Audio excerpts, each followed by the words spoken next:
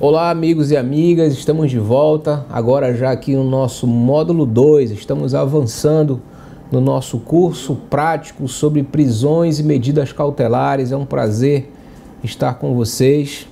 Esse é o nosso sétimo vídeo e nós vamos agora iniciar aqui as espécies de prisões cautelares, começando pela prisão em flagrante. Daqui a pouco a gente vai ver as modalidades, mas antes de qualquer conceito das prisões em espécie, eu queria tratar com vocês um tema que ganhou muita força agora. É algo que nós já vínhamos falando, em palestras, em aulas, por onde nós passamos, que é a ideia de tipicidade processual. A teoria da tipicidade, ela é muito mais conhecida no direito penal, mas é preciso que a gente saiba que, assim como no direito penal, o processo penal ele apresenta uma fórmula. O processo penal, mais do que forma, ele é uma fórmula, né? É um ritual que a gente deve seguir. É o trilho por onde o trem do processo deve seguir. Ele não pode fazer curvas, caminhos diversos do que já está pré-estabelecido. Então, assim como o direito penal, assim como para configurar um crime, para que um crime seja tipificado, a gente precisa ali identificar todas as elementares previstas no preceito primário, para que a gente alcance a essência daquele tipo penal e a gente possa dizer, bom, esse crime configura ali o roubo do 157 do Código Penal, porque subtrair coisa móvel, mediante ameaça, e a gente encontrou isso tudo no mundo fático. A gente consegue fazer o que a gente chama de subsunção do fato à norma, consegue fazer a adequação, ou como alguns preferem, o enquadramento legal desse fato. Então, não diferente do direito penal, nós temos a ideia de tipicidade processual dentro do direito processual penal. Então, para que uma medida seja decretada, é preciso que ela esteja ali baseada em todos os seus elementos que compõem a sua essência, todos os elementos que compõem a sua essência. Afinal, agora, depois da Lei 13.869 de 2019, que é a Lei de Abuso de Autoridade, a decretação de medida cautelar fora das hipóteses legais configura crime de abuso de autoridade, reforçando esse entendimento. Então, mais do que nunca, é preciso que a autoridade, a advocacia e todos que estão ali protagonizando aquele momento saibam que, para que a medida seja decretada, ela precisa ser típica, precisa ser uma hipótese prevista na lei. Então, a hipótese que está abstratamente prevista aqui na legislação, ela deve encontrar os seus elementos na realidade fática para que a gente possa fazer a adequação. Então, não é simplesmente a gente, e assim como no direito penal a tipicidade ela é formal e material, é preciso que a gente veja aqui que também dentro da tipicidade a gente precisa encontrar, lá no caso seria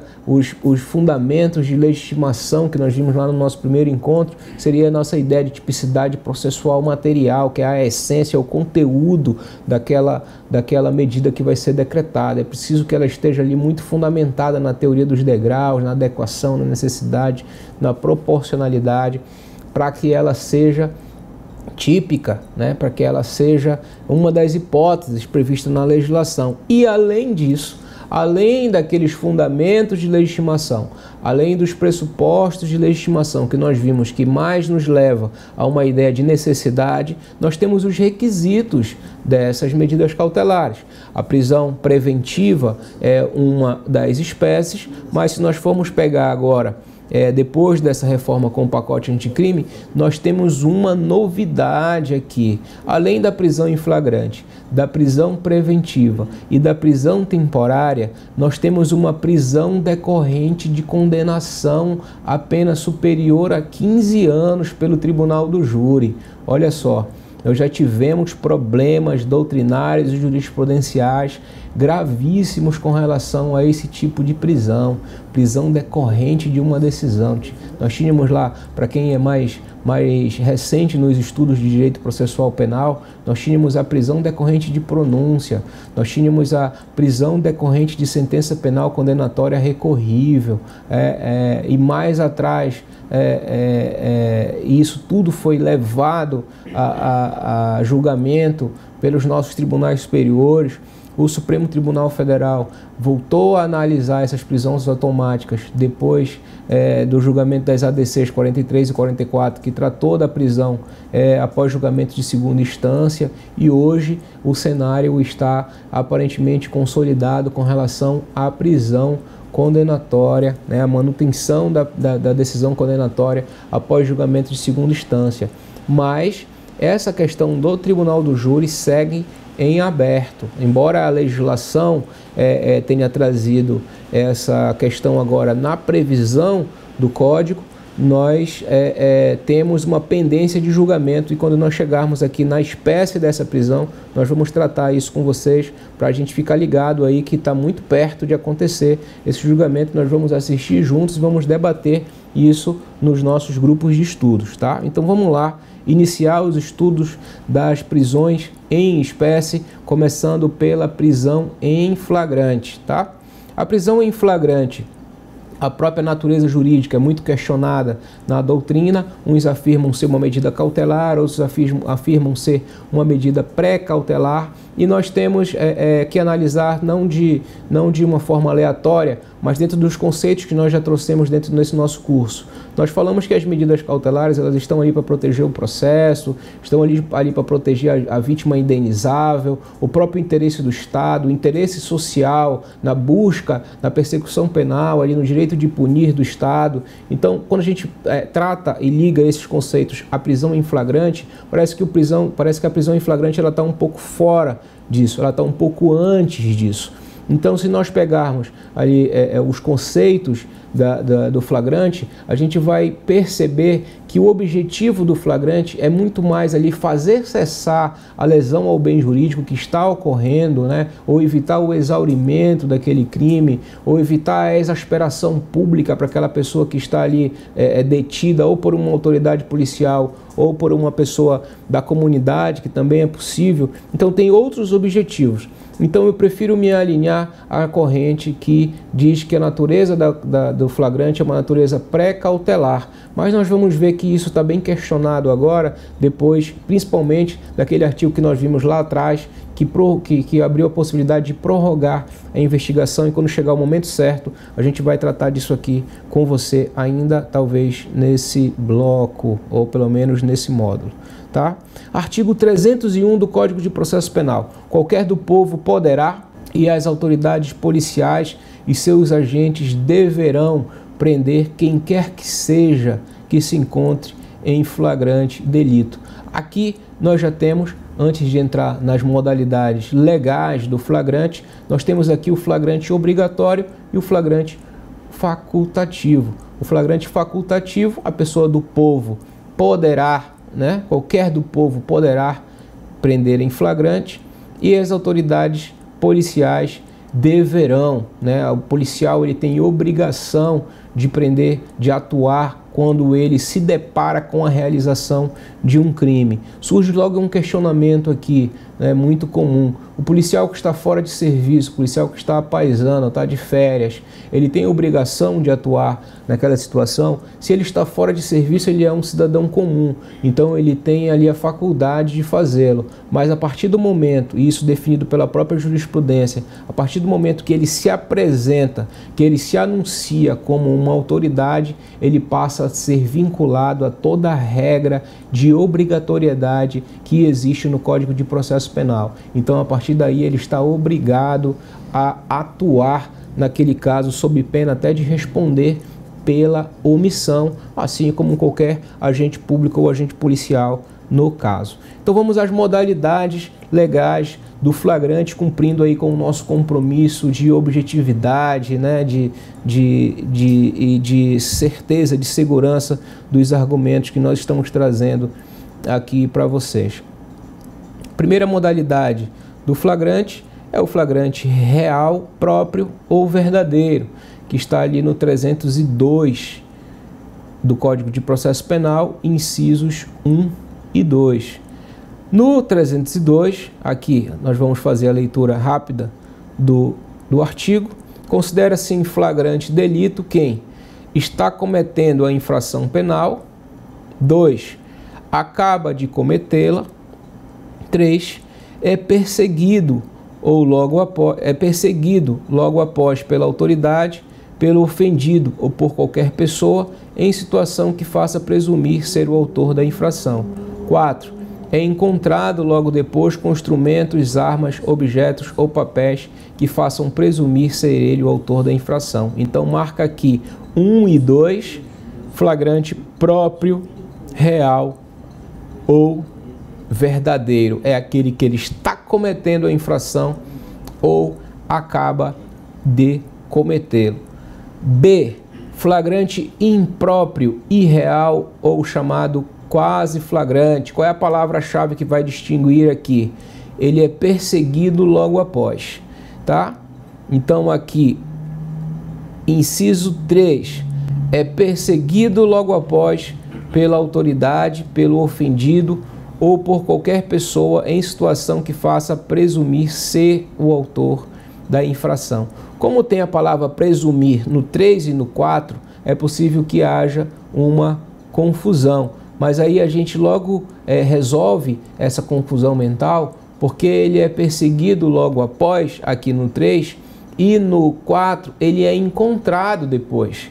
Então não há contato visual, ele é desligado, né? Ele é desligado e ele é encontrado. Quem é encontrado estava perdido. Então aqui no 3 chama-se flagrante impróprio, porque nós temos ainda um pouco mais flamejante ali a prática do crime, nós ainda estamos ali com o contato visual da pessoa e ele é preso logo em seguida pela autoridade, pelo ofendido ou por qualquer pessoa. E aí a última modalidade de flagrante, o flagrante presumido, assimilado ou ficto. Artigo 302, inciso 4º, é encontrado logo depois com instrumentos, armas, objetos ou papéis que façam presumir ser ele o autor da infração penal. Então, próprio real, impróprio, presumido. Mas algo fica aqui em aberto, que a gente fala assim, é perseguido, é encontrado. O que para a gente pode ser definido como perseguição? Não fica algo assim muito subjetivo? Fica muito subjetivo, mas ainda bem que a própria lei, o Código de Processo Penal, ele traz para a gente o conceito de perseguição para que a gente compreenda. O artigo 290, vai para a tela. Se o réu, sendo perseguido, passar ao território de outro município ou comarca, o executor poderá efetuar-lhe a prisão no lugar onde o alcançar, apresentando imediatamente à autoridade local, que depois de lavrado, se for o caso, o auto de prisão em flagrante, providenciará para a remoção do preso. Aí olha só o parágrafo 1º. Entender-se-á que o executor vai em perseguição do réu quando a. Tendo-o avistado, for perseguindo sem interrupção, embora depois o tenha perdido de vista. B. Sabendo, por indícios ou informações fidedignas, que o réu tenha passado há pouco tempo em tal ou qual direção, pelo lugar em que o procure for no seu encalço. Então, olha só, tendo-o avistado ou tendo informações do caminho que ele percorreu ou percorria. Mas o grande ponto aqui que vai definir e fechar o próprio conceito de flagrante para a gente é aqui no parágrafo 1º, A, quando ele diz perseguido sem interrupção. Isso é o que vai definir para a gente o flagrante, porque vocês devem ter ouvido já muitas vezes que o flagrante ele tem prazo de 24 horas. Isso é uma fake news, tá? Isso é uma falácia, isso é uma informação aí que botaram, que acabou se popularizando, mas isso não existe, tá? O prazo de 24 horas ele está por todos os lados agora dentro do Código de Processo Penal. E quando a gente fala de flagrante, o prazo de 24 horas ele é muito importante, porque você precisa agora fazer duas linhas do tempo. Uma do fato à prisão e uma da prisão à comunicação ao juiz, até a audiência de custódia. Do fato, da prática do fato até o momento da detenção, até o momento da prisão, e da prisão até a audiência de custódia. Do fato à prisão não existe prazo definido, não existe prazo pré-estabelecido. Pode ser que ele seja preso minutos depois do fato, pode ser que ele seja preso praticando o fato, pode ser que ele seja preso 48 horas depois do fato, pode ser que ele seja preso 6 meses depois do fato. Então esse prazo de 24 horas ele não existe do fato à prisão, tá? Que isso fique muito claro para você. Quando é que o flagrante pode durar até vários dias ou até meses? Quando a perseguição segue sem interrupção. É isso que vai definir quando o flagrante começa e quando o flagrante termina. Então vamos lá. Se a pessoa cometeu um crime agora e a autoridade saiu, como nós vimos, logo em seguida, ele saiu em perseguição para prender aquele suspeito, né, de ter praticado o crime ou o autor do fato, ele vai sair em perseguição. Essa perseguição precisa continuar para que o flagrante continue vivo, continue válido, continue típico, principalmente, tá? Se a perseguição for interrompida, elimina-se a possibilidade de prisão em flagrante. Se a perseguição for contínua, mantém-se a legitimidade da prisão em flagrante. Então, tudo vai depender da perseguição mantida, da perseguição ininterrupta. Depois da prisão, vamos supor que ele tenha sido perseguido por 72 horas. Ele foi perseguido por 72 horas e, enfim, depois de percorrer a mata, atravessar rios para encontrar aquela pessoa, ele foi encontrado com objetos que fizeram presumir ser ele o autor da infração.